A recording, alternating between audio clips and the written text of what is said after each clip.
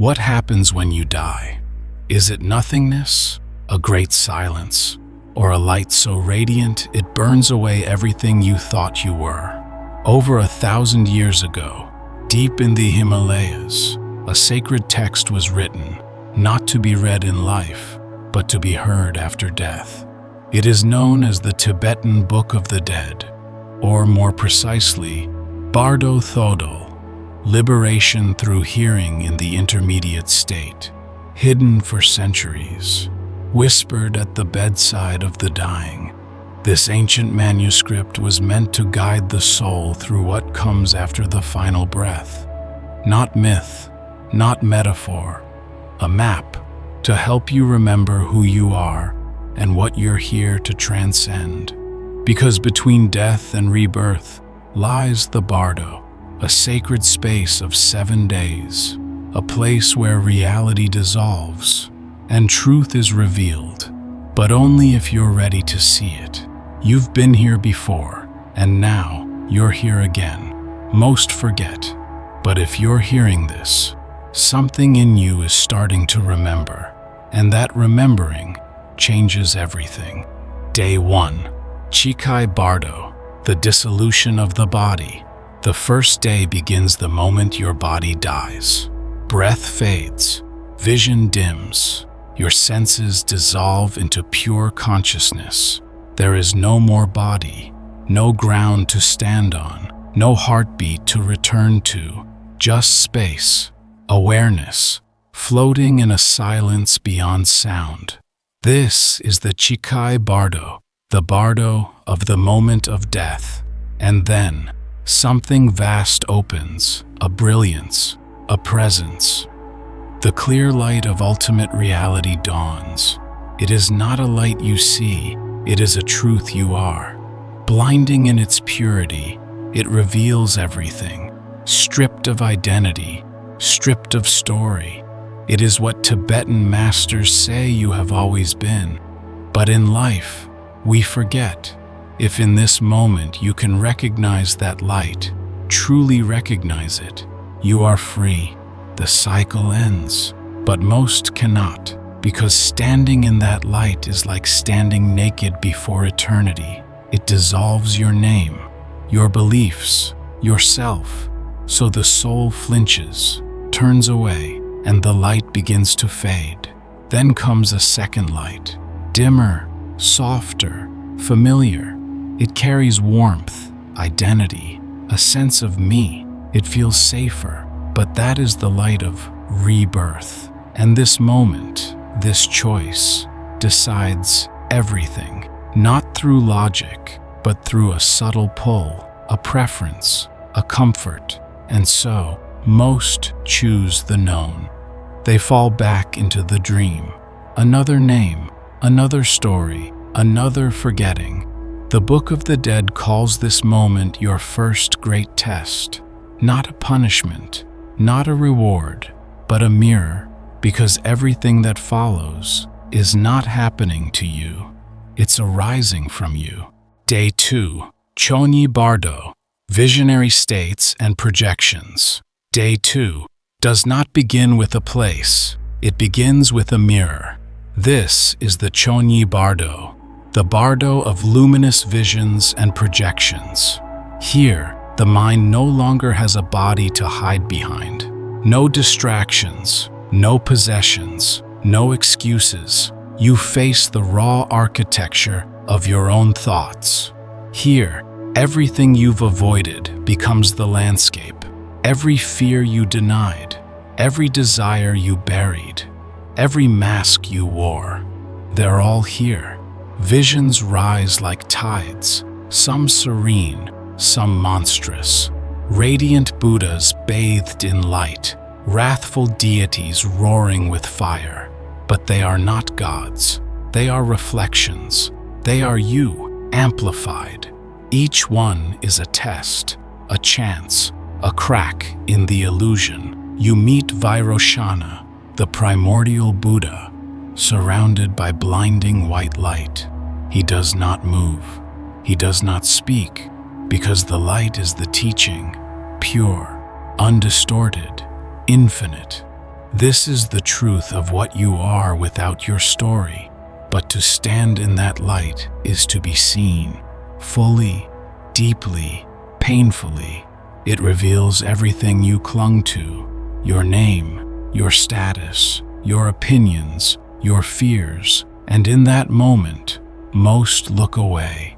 Another light appears, dimmer, warmer, safer. It whispers of identity, of comfort, of rebirth. It gives you back your sense of self, and with it, forgetfulness. And so the wheel turns. This is not a punishment, it is design. This space offers liberation at every turn, but the price is ego.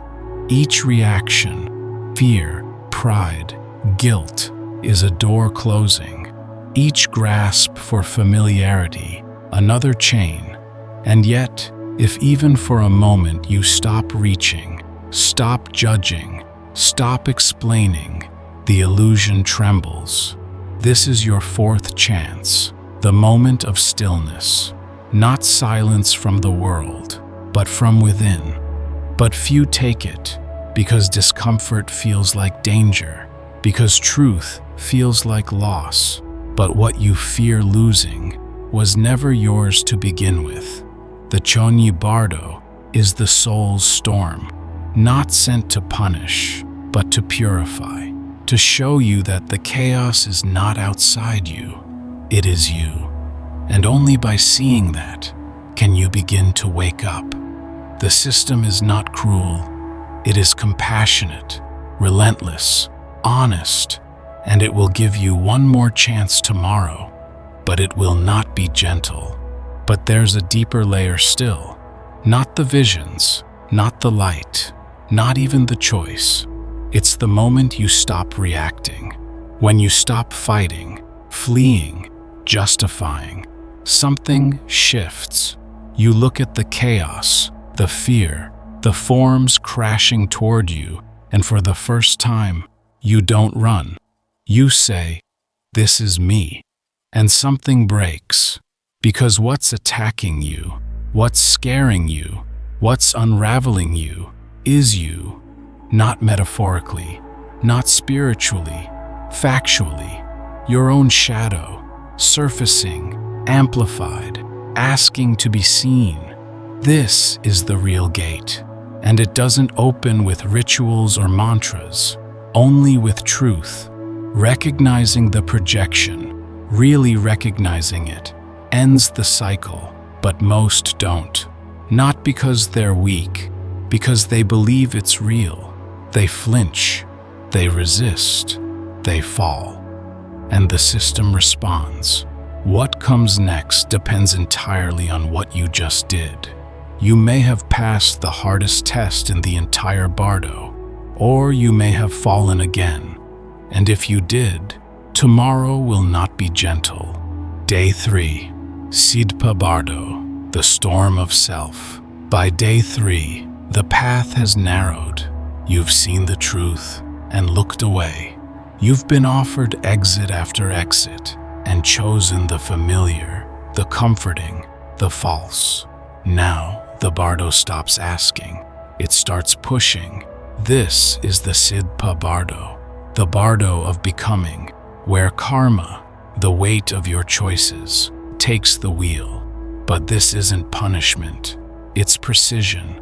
Everything you buried in life, every emotion you repressed, every wound you denied, every truth you refused, now erupts. And not symbolically. You don't see anger, you become it. You don't feel fear, you are fear. The Bardo doesn't present you with metaphors anymore. It presents you, without filters. You're not a soul floating through visions. You're the epicenter of a storm you created. There is no sky, no ground, just energy, dense, crashing, recursive. You try to grab onto identity, but it slips. You reach for form, but it distorts. You scream, but sound collapses into silence. Because here, you're not in a place, You're in a process. You're not experiencing the storm. You are the storm. And that's the lesson. The fear is not external. The pressure is not punishment. There is no divine judge behind the curtain. There is only reflection. What you built in life becomes your landscape in death. Your attachments become gravity. Your unresolved guilt becomes thunder. Your craving, your shame, your pride, all of it returns in one crashing wave. You want to run, but there's nowhere to go. You want to fight, but what you're fighting is yourself. And if you understand that, really understand it, a sliver of stillness appears. Not peace, not salvation, just space, a breath, and in that space, a choice. This is where karmic gravity begins to take hold. Your consciousness starts aligning, not with intention, but with everything it never let go of. You're not reacting anymore. You're resonating. And if you don't catch it here, if you don't recognize even these comforting images as illusions, you miss your last real chance to break the cycle. But here's the opportunity. You don't have to fight it. You don't have to reject it. You just have to see it. Stay aware. Stay conscious. Let it pass through you without naming it, without clinging to it, without assigning it meaning. This isn't about intensity anymore. It's about clarity. Can you stay conscious, truly conscious, while everything inside you is trying to pull you back into the dream? Or will you mistake the dream for home? That is the test, right here, right now. Because from here on out, the illusions won't try to scare you. They'll try to comfort you. They'll feel like a warm return, a soft memory, a love you never finished, a life you still grieve. But what feels like grace might just be gravity. Day 4. The pull of emotion, the path back begins. Day 4 doesn't come with thunder. It arrives like memory, soft, familiar, like something you almost recognize, but can't quite place. The storm has passed. The crashing symbols of mind are fading. You feel lighter, but that lightness is not liberation. It's seduction. Because now the Bardo shifts again. It doesn't demand. It invites. You hear something. A laugh you once loved. A voice that still holds you. A song that shaped you. A flicker of childhood. The warmth of a meal. The echo of your name. Not shouted, whispered, like a thread being pulled through the veil. And you follow it. Not because you want to, because it feels like you never left. This is how the next life begins, not with a choice, but with a resonance. You are not choosing a body. You are gravitating toward a frequency, something unfinished, something unspoken, some part of your story that never let go of you. The Tibetan teachings say, emotion in this space is direction. And here it is. Grief points one way, longing another. Love, when tied to form, becomes the strongest magnet of all, and you don't even notice, because it doesn't feel like illusion anymore. It feels like home. It feels like redemption. It feels like the answer. But it's the most dangerous part of the Bardo, because this is where the soul begins to forget again. Not with a bang, but a lean. You find yourself moving, not walking, but merging, into image, into feeling, into form. And the more you follow that thread, the more the memory becomes momentum. Those threads, those subtle, emotional pulls, are shaping your return right now. And here's the part that matters most. You can still stop it. Even now, even this far in, If some part of you can see the pattern, if you recognize these images for what they are, you can break the pull, not by running, not by rejecting, just by staying fully aware. This isn't about denial, it's about recognition. What you're seeing is not the past. It's your own longing trying to feel whole again. And if you believe it's real, if you follow it blindly, you're already on the way back. Back into form, back into forgetting, back into the cycle. This is the moment when forgetting becomes momentum, and momentum becomes your next life. The doorway is almost gone, the story almost written, and what happens next depends on whether or not you can let go of what you thought was home. You're not being judged. You're not being assigned. You are pulling yourself back with the raw material of what you never released. This isn't karma as punishment. It's emotional gravity, and the gravity is gaining strength. Maybe it's the apology you never gave, the argument you never resolved, the anger you swallowed, the guilt you buried, the truth you never said. That's what's shaping what happens next, not as metaphor, as direction. And by the time you realize it's happening, it's already too late. Because this stage doesn't scream, it doesn't challenge you, it seduces you with familiarity, with comfort, with the idea that there's still something left to do. And if you believe that, if you follow it, you return, you forget, you start again. Day 5, the echo of identity, the mind contracts. By day 5, the clarity is fading. You're not drifting anymore, you're shrinking. Awareness contracts, thoughts tighten, instincts flare. This isn't about memories now, it's about identity, what you think you are. The ego begins to reform, not because it's true, because it's familiar. You feel fear again, but not the fear of death, the fear of dissolving, of being nothing, of no one remembering your name, of vanishing without a mark. So you grab for something, a title, a wound, a role, even a failure, because at least it's yours. This is the ego's last stand. Not loud, but tight. It whispers, I need to matter. I need to finish what I started. I wasn't done, and you start to rebuild. An image, a self, a story. But here's the paradox.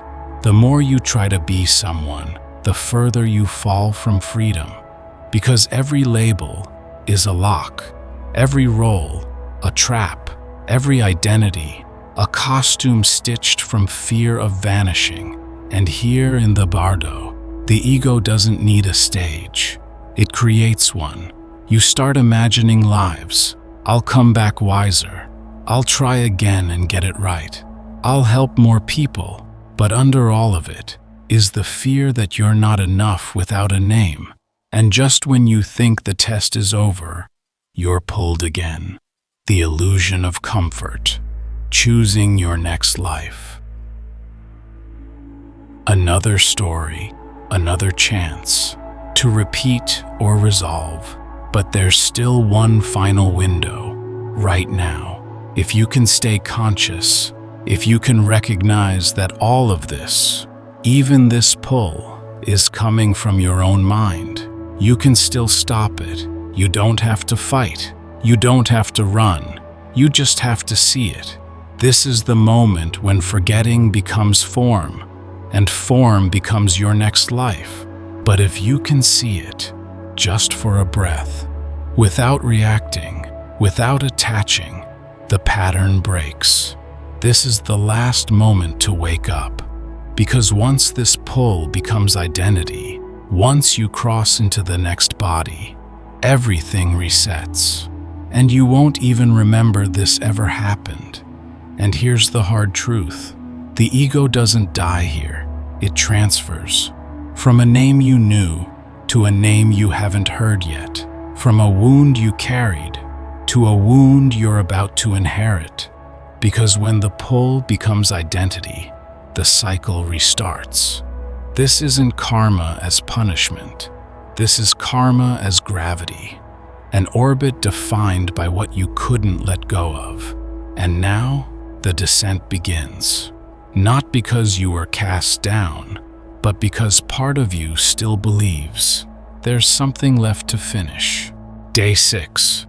The architecture of return, when patterns become reality.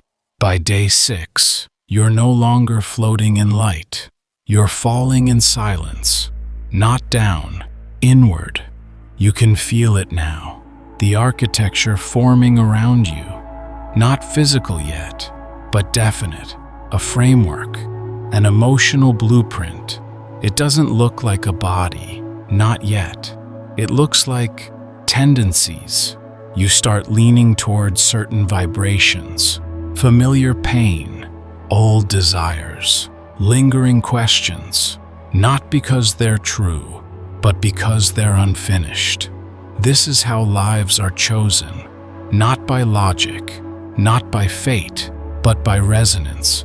You begin to attract certain conditions, not because you deserve them, but because you still identify with them. You might feel drawn toward a body that echoes your unspoken shame, a family that mirrors your unfinished grief, a culture that externalizes your inner war. And none of it will feel random. It will feel right, fated, deserved. But it's not truth. It's pattern recognition. It's the algorithm of the soul. And here's the danger. The more it feels familiar, the more likely you are to call it destiny. You begin to hear sounds, a mother's heartbeat, a father's anger, the rhythm of a language you haven't spoken, but already understand. You feel drawn to certain energies, a particular sorrow, a buried rage, a quiet numbness that feels safe. These are not memories. These are constructs. You are no longer choosing. You are being configured by everything you never let go of. And in this narrowing corridor, every thought you had about who you are begins to crystallize into the next form. If you left life defined by guilt, you return to repay. If you left hungry for love, you return to chase it. If you left obsessed with control, you return needing to manage every moment. It's not punishment, it's momentum. You're not being sentenced, you're being shaped. And if you could see it, if you could truly witness this from beyond the veil, you'd realize you're not coming back to fix the past. You're coming back because you still think you are the past. And this is where the soul begins to forget it ever had a choice. Day 7. The mirror of identity, when the self becomes the lie. Day 7 doesn't scream, it whispers, and the voice it uses is yours. You hear it now, a thought, a justification, a story. This is who I am. This is what I need. This time will be different. But none of it is coming from truth. It's coming from habit, from the self trying to rebuild itself, from fragments. You feel pulled toward a gender, a role, a personality. You start craving things you once chased. You start remembering pain like it was purpose. You feel the ache of ambition, the urge to prove, to be seen, to matter. It feels noble. It feels human, but it's ego, and it's loudest just before it reforms. This is the final stretch. You're not being reborn into a life because it's your destiny. You're being reborn because your emotional blueprint found a place to continue. The ego you protected for 70 years, the guilt you never said out loud, the grief you managed by staying busy, the love you held so tight it turned into fear, the ambition that never felt like enough, the apology you never gave, the moment you knew you should have changed, but didn't. All of that becomes the gravity, the pull, the hidden choice. And here's the part no one sees. You think you're starting over, but you're just picking up where you left off. In a new place, in a new body, with no memory that this ever happened. This is the mirror of the unconscious. You're not reacting to the present. You're repeating the past. You're returning, not because you failed, but because you didn't finish. And this is where karma stops being spiritual theory and becomes psychological reality. The Tibetan texts say, this is the moment of entry. You're not floating anymore. You're spiraling in, drawn by resonance, by vibration, male and female energies forming a vessel, and the soul responds with craving, with confusion, with the ache of re-entry. This is not choice. It's emotional gravity. You don't choose based on preference. You choose based on frequency. You are drawn to what reflects you, to parents who carry your same emotional blueprint, to situations that match your unfinished patterns, to the life that fits the pain you couldn't resolve. And as the resonance locks in, conception occurs. The memory of the Bardo begins to fade. The clarity you once had slips beneath the surface, and the soul enters the body. You don't feel like you're being reborn. You feel like you're beginning, but you're not beginning anything new. You're continuing the same story, just with a different face. And unless something intervenes, the cycle resets here. Another life, another loop, another mask, and you don't remember any of it. And now it's quiet again. Not because nothing is happening, but because everything already has. The door has closed. You are inside the body. The Bardo is over. You no longer remember what just happened. No clear light, no illusions, no tests. That awareness is sealed away, like a book closed too early.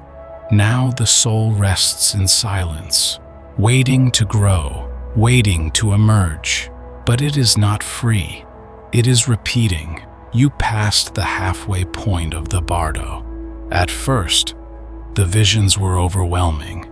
Lights, deities, illusions, all reflecting parts of you you didn't recognize. The clear light offered liberation. The peaceful guides offered direction. The wrathful visions tried to wake you up. But when none of it worked, something else took over. Not fear, not chaos, but familiarity. The illusion stopped confronting you and started comforting you. That's when the real pull began. You weren't reacting anymore. You were following.